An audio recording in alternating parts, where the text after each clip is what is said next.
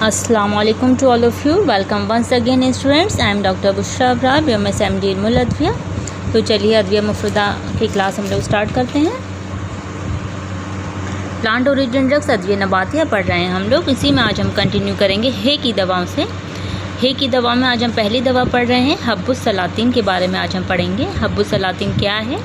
तो हब्बुस्सलातिन का जो बॉटनिकल नेम है ये है क्रोटोन टिग्लियम। इसे क्रोटोन सीड्स भी कॉमनली कहा जाता है। हब्बुस्सलातिन को कई मुतरादिफ नामों से जाना जाता है, जैसे इसको जमाल गोटा कहा जाता है और इसे तुख्म बेदांजीर क़ताई भी कहा जाता है। कॉमनली लोग इसको जमाल गोटा के नाम से ही जानते हैं, तुख्म जमाल गोटा। आइए इसकी माहियत भी समझ लेते हैं। हब्बुस्सलातिन क्या है? तो हब्बुस्सलातिन दरअसल एक पौधे के तुख्म हैं। इसका पौधा सदाबहार पौधा होता है, इसका बहुत ज़्यादा ऊंचा नहीं होता, 20 फुट तक का इसका पौधा होता है और इसके पौधे में फल लगते हैं। जैसा कि आप लोग देख रहे हैं, ये जो ग्रीन ग्रीन आपको नज़र आ रहा है ये दरअसल हब्बुस्सलातिन का फल है। ये फल ओवल शेप का होता है कुछ, और ये 3 पार्ट्स में डिवाइडेड होता है और इसमें से हर एक फल के अंदर से 3 अदद तुख्म पाए जाते हैं, यानी एक फल के अंदर हमें 3 सीड मिलते हैं। और ये जो सीड होते हैं यही दरअसल हब्बुस्सलातिन कहलाते हैं। हब्बुस्सलातिन के नाम से इनको ही हम दवा में इस्तेमाल करते हैं। इन सीड को अगर इनका मग्ज़ देखा जाए अंदर से छिलका उतार के, तो वाइट कलर का इनका मग्ज़ होता है, पल्प वाइट होता है इनका। और इस मग्ज़ को हम इस्तेमाल करते हैं दवा के तौर पे, और इससे रोगन भी हासिल किया जाता है। वो रोगन हब्बुस्सलातिन और इसका मग्ज़ ही हम दवा के तौर पर इस्तेमाल करते हैं। इसके पौधे हिंदुस्तान में खुदरों के तौर पर भी आपको देखने को मिल जाएंगे और इसकी काश्त भी हम करते हैं। काश्त भी इसकी हिंदुस्तान में की जाती है। चाइना में भी इसके पौधे पाए जाते हैं, वहाँ पर भी इसका काफ़ी इस्तेमाल होता है।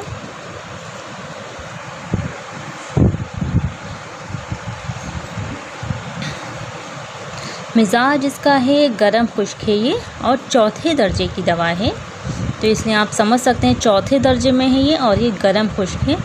तो इसको इस्तेमाल करना आसान बात नहीं है। इसको हम दवा के तौर पे तभी इस्तेमाल कर सकते हैं जब हम इसको मुदब्बर कर लें।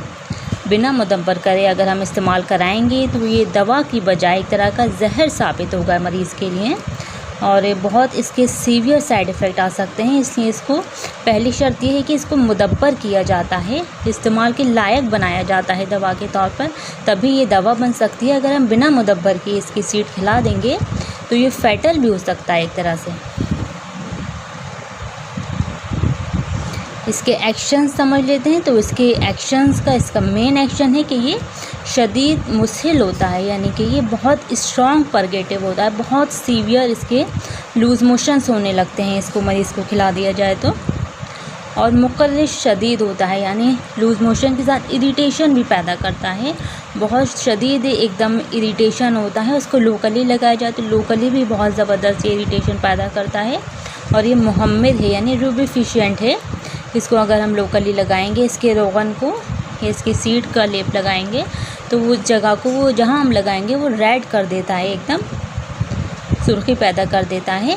और मुनफ़िद भी है, यानी कि आंवला भी पैदा कर देता है ये आंवला, यानी कि जैसे बॉयल जिसको कहा जाता है, ऐसे पस्चूल टाइप के बन जाते हैं। जिस तरह जलने के बाद इंसान की स्किन हो जाती है कि उस पर आंवले पड़ जाते हैं, इसी तरह से ये मुनफ़िद एक्शन रखता है अपने अंदर।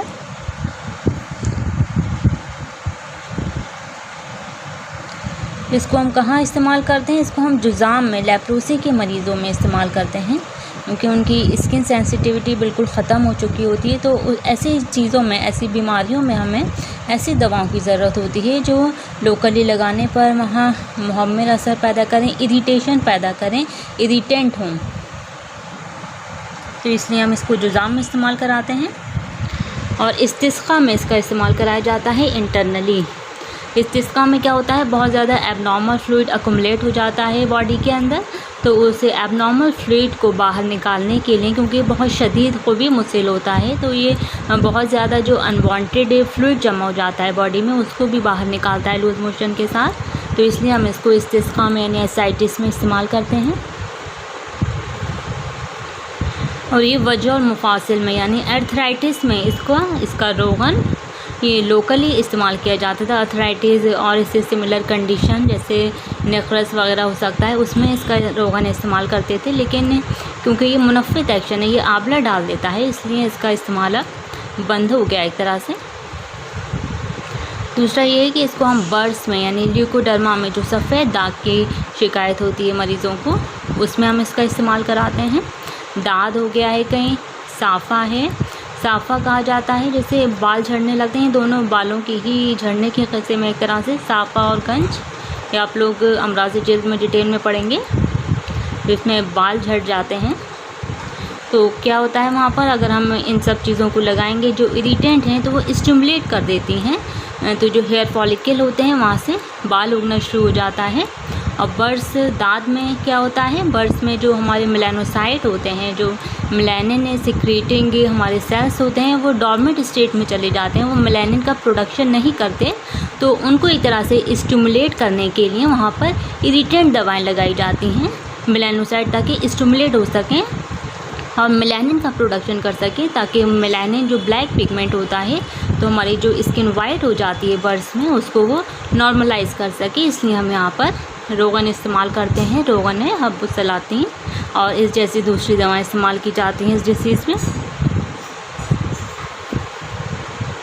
मिकदार खुराक की बात करें तो इसकी मिकदार खुराक होती है 125 से लेके 150 मिलीग्राम तक ही हम इसको इस्तेमाल करा सकते हैं। इससे ज़्यादा हम इसकी मिकदार खुराक को नहीं बढ़ा सकते, तो फिर हमें सीवियर साइड इफ़ेक्ट का सामना करना पड़ सकता है।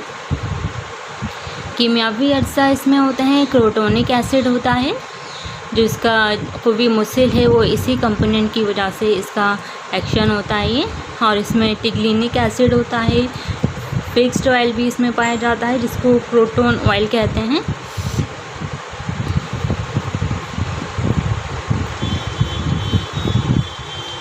मुज़िर असर, जैसा कि हमने अभी आपको बताया कि मुज़िर असर तो इसका बहुत कुछ हो सकता है, लेकिन क्योंकि हमारे तिब की यूनानी तिब की ख़ास बात यह है कि जब हम दवा को मरीज़ तक पहुंचाते हैं तो हम उसे इस तरह से इस फॉर्म में ले आते हैं कि उसका मुज़िर असर मरीज़ को नहीं होता।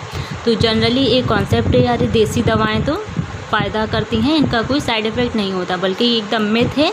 जो प्लांट ओरिजिन ड्रग्स होती हैं वो भी आपके लिए फ़ैटल हो सकती हैं, लेकिन हमारे तिब्बी यूनानी का इम्तियाज़ ये है कि दवाओं को मुदब्बर करके इस फॉर्म में लाकर ही मरीज़ को देते हैं कि जो दवाओं को साइड इफ़ेक्ट पैदा करने के इम्कानात होते हैं वो बिल्कुल ज़ीरो हो जाते हैं या बहुत हद तक कम हो जाते हैं। इसलिए लोगों में एक आम कंसेप्ट ये बना हुआ है कि ये साइड इफ़ेक्ट पैदा नहीं करते हैं। और मुज़िर असर इसका, जैसा कि हमने बताया, ये मुनफ़्फ़ित हो सकता है, शदीद ख़ारिश पैदा करता है, लेकिन इसको मुदब्बर कर लिया जाए तो इससे काफ़ी हद तक हम साइड इफ़ेक्ट से बच सकते हैं। लेकिन प्रेग्नेंट वुमेन जो होती हैं उनमें इसका इस्तेमाल बिल्कुल ही कॉन्ट्राइंडिकेटेड है, उनमें हम इस्तेमाल नहीं करा सकते हैं इसको। और हॉट टेम्परामेंट पर्सन में, जो गर्म मिजाज के लोग होते हैं, उनमें भी हमें इसका इस्तेमाल नहीं कराना है, क्योंकि ये चौथे दर्जे की गर्म खुश्क दवा है। अगर हम गर्म मिजाज के लोगों में कराएंगे तो इसका जो नॉर्मल एक्शन होगा वो एक्शन कहीं ज़्यादा बढ़ जाएगा, दोनों हॉट मिलके। इसलिए गर्म मिजाज के लोगों में हमें इसका इस्तेमाल नहीं कराना चाहिए और गर्म मौसम में इसके इस्तेमाल से परहेज़ करना चाहिए एक तरह से।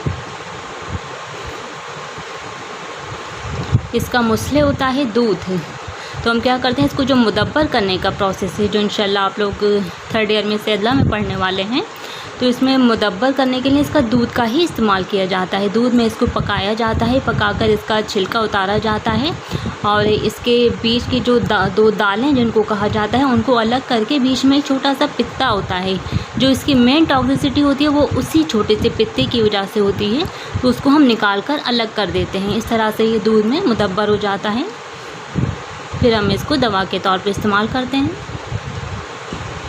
मशहूर मुरक्कब है, इसकी एक पिल्स बनाई जाती है हब्बे मुसहिल के नाम से, और एक इसकी पिल आती है हब्बे मिस्कीन नवाज़।